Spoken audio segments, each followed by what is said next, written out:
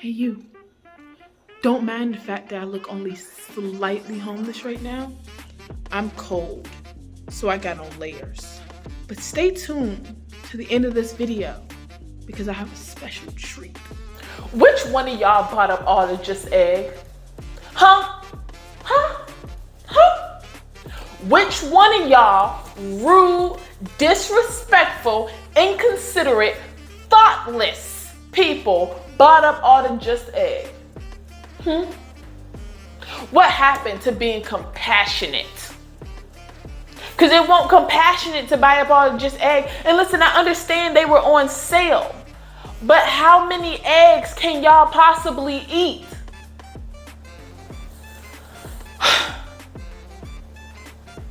And like I buy just egg every other week.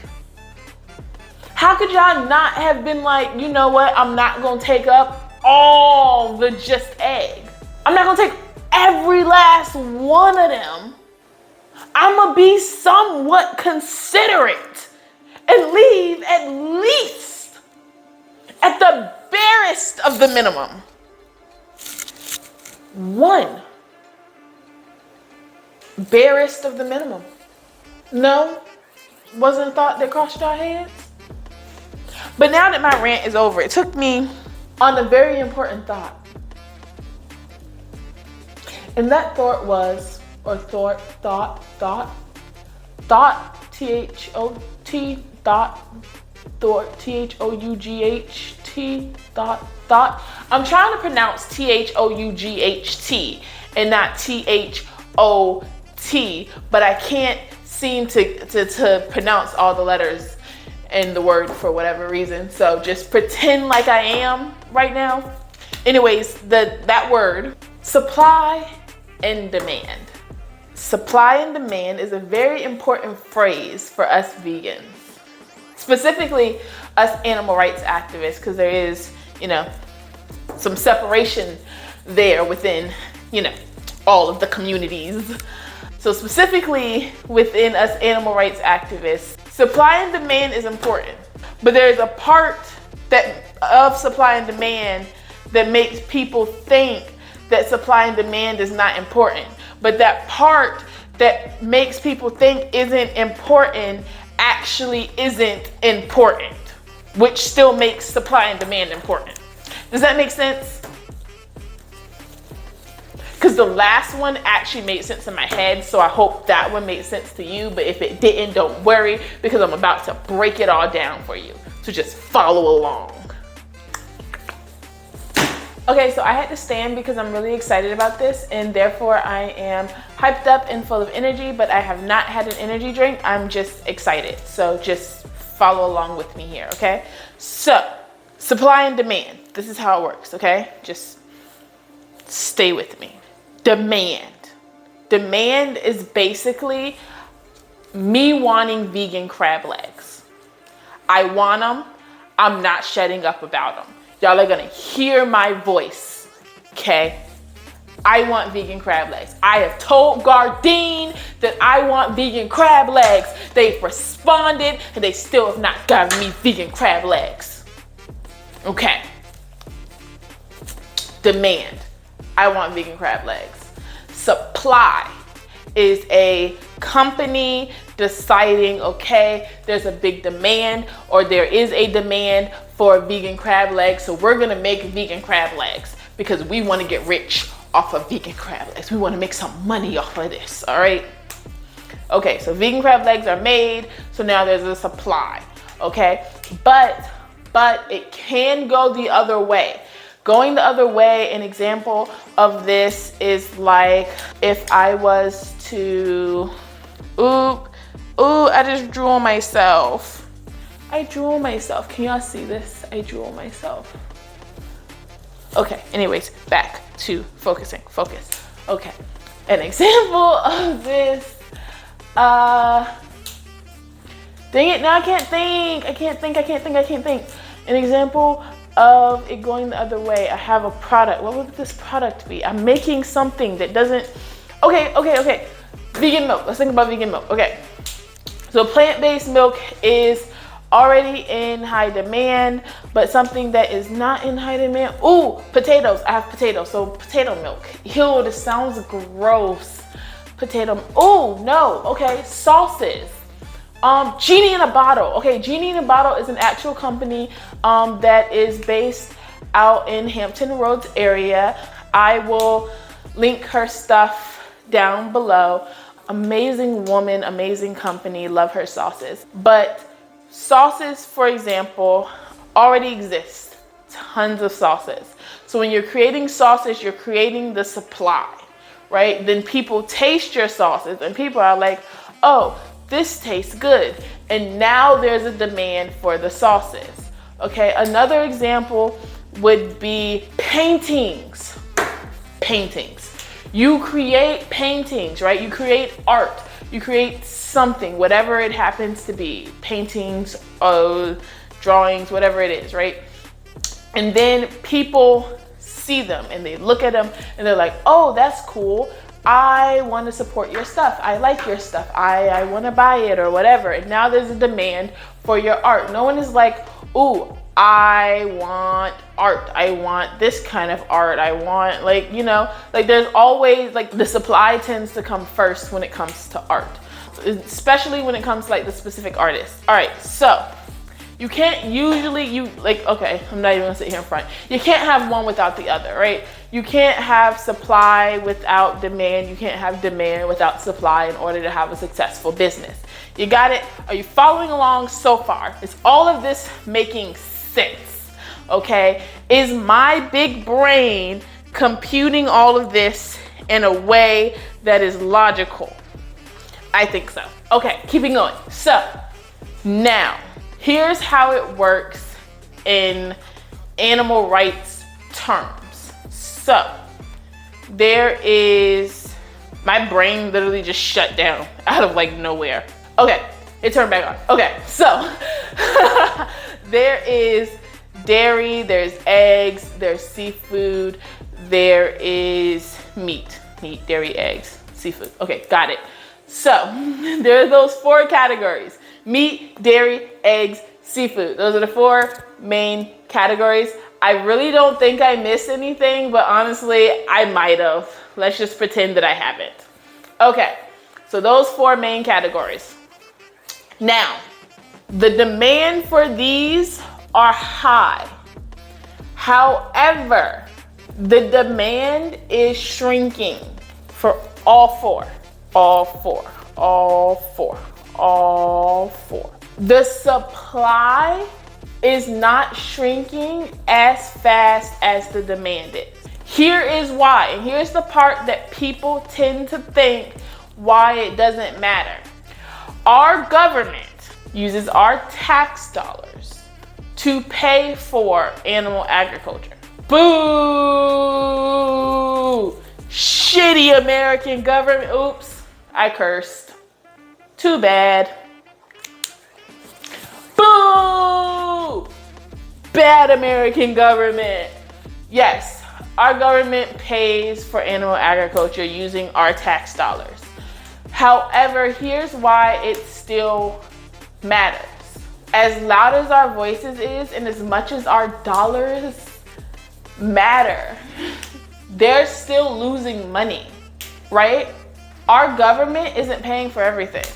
That dollar that you still spend on a burger, keep in mind, yes, a burger without the taxpayers' money would cost roughly around $30, which is a lot of money. A lot of money for a burger. So think about how much money your tax dollars are going towards this. Think about how much money could be going towards other resources, other things. I mean, I would much rather that money be going towards education. I would much rather that money be going towards other resources, to children's programs and infrastructure and job training programs and housing the homeless. Like, I would rather that money be going towards fixing Flint, Michigan. Do you realize we still have places in our country here in America? We have children without homes and who wonder where their next meals will go or will come from. Like, I don't know. I feel like I would rather those tax dollars be going towards those purposes. Like, we talk about how expensive, and I know I'm going off on a different tangent here, but we're talking about how expensive vegan products are, but these products don't have tax dollars help. So to spend, I don't know, $5 on hot dogs, I don't know, spending $12 on burgers seems better than spending $30 on one. It seems a lot more reasonable to me that our tax dollars goes towards those products. But anyways, going back, honestly, I went off on a tangent. I kind of lost where I was. Okay, supply and demand is where I was. Is the topic at hand. See, I don't know where I was now. I should probably stop playing with this marker is one of the things I should probably stop doing. Because now I really want to start talking about social injustices rather than this topic. But maybe for the next video, I will talk about the various different social injustices but that's not this video. And I really need to get back onto the topic at hand and my brain just won't let me. Oh my goodness. Okay. Focus. Calm down. Go back. So people tend to think that because our tax dollars goes towards animal agriculture, that supply and demand is not important and when it comes to animal rights and veganism. However, they're wrong. Here's why. Every time you don't buy a burger, that's money that still doesn't go in their pocket, right? Like, yes, tax dollars pay the bulk of it, but they're still losing money, right? Like, every time you don't buy dairy products, they're losing money. Especially since one of the things that companies do is they load products in. And what I mean by that is they put things in things that don't belong in things. And while that probably didn't make any sense, let me clarify it for you. Okay, you can go to a grocery store, right? And pull something off the shelf. Say orange juice. Orange juice was a topic that was recently discussed. Orange juice. There was recently fish oil found as an ingredient in a thing of orange juice. I kid you not. Makes no sense, right? No logical sense. In fact, let me find it so I can show it to you and have it added up here somewhere in the photos. But makes no sense, no logical sense at all whatsoever, but fish oil in orange juice, right? They load things in to products that normally wouldn't be there. And this is a way of you buying products that you wouldn't buy. Like, you wouldn't buy fish oil, right? Like, if you're not out searching, like, I don't know, you're buying orange juice, not fish oil, but now all of a sudden you're also buying fish oil. They're loading products in so that you're also now paying for fish oil. Granted, you're paying less than if you were buying a thing of fish oil, but you're still now giving money to this company every time you buy that product, right? That's one very obvious one, because they would have to, give a little warning because some people are allergic to seafood. But there's some that's not so obvious. Like, they will put 2% of milk, less than 2% of milk in something, right? And now you're paying for milk in a product that otherwise had no dairy products or anything in there. Now there's less than 2% of milk in there. That is less than a splash of milk. Think about when you're making mac and cheese, for example. My mom makes mac and cheese and she puts a splash of milk in there, right? That splash of milk is not less than 2% of milk. When they're putting less than 2% of milk, they're putting less than that little teeny tiny splash of milk that my mom be putting in her mac and cheese. That splash of milk to make it a little creamier, they're not even putting that much. They're putting a pointless amount of product in simply to gain more money. These are tactics that have to be employed at this point. Like, how else are they gonna get money? How else are they gonna make up for the fact that we're no longer buying? And I'm using milk as an example because that's one of the more common ones. The fish oil was one of the most outrageous ones, but milk is one of the most common ones.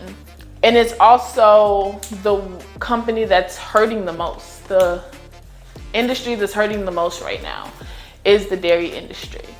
Less and less people are buying dairy products.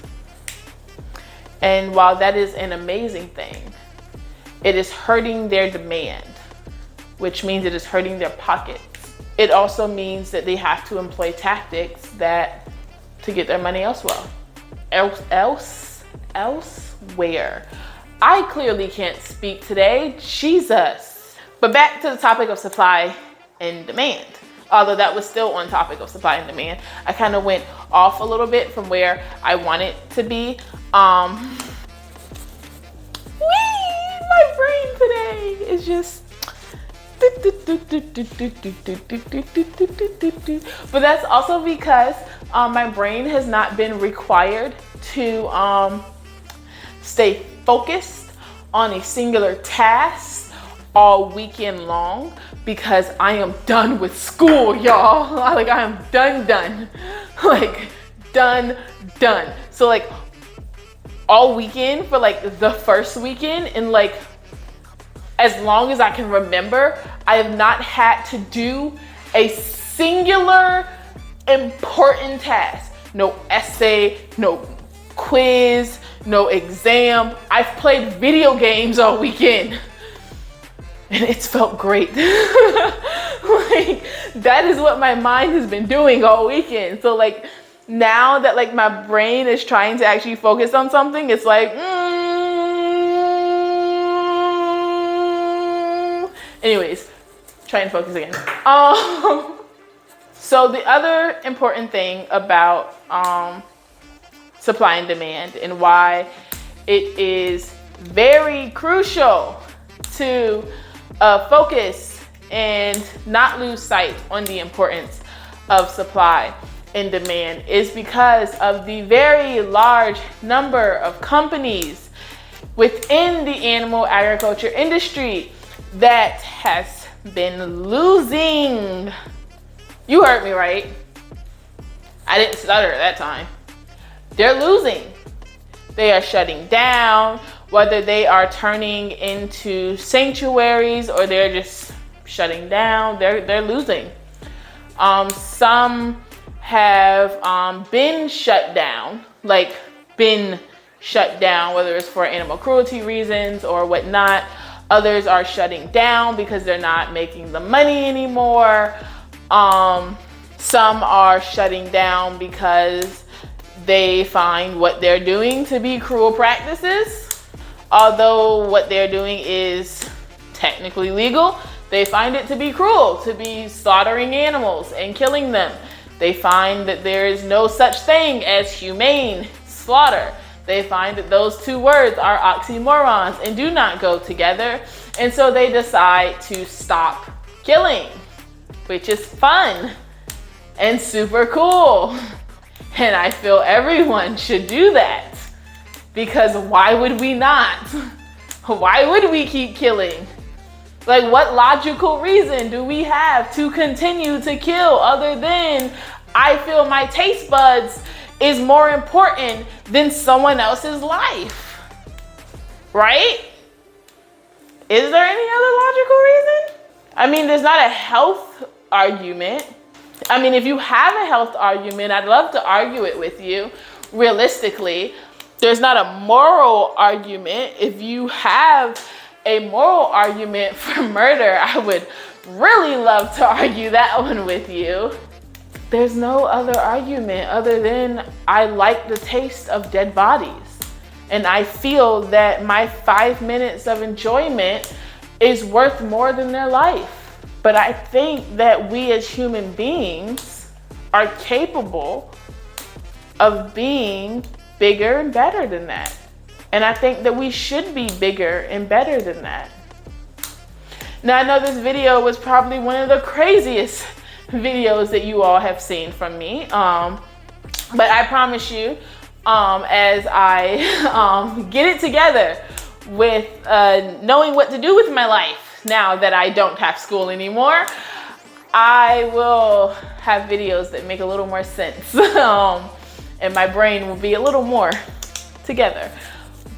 But as always, I am wishing you all peace, love, and positivity.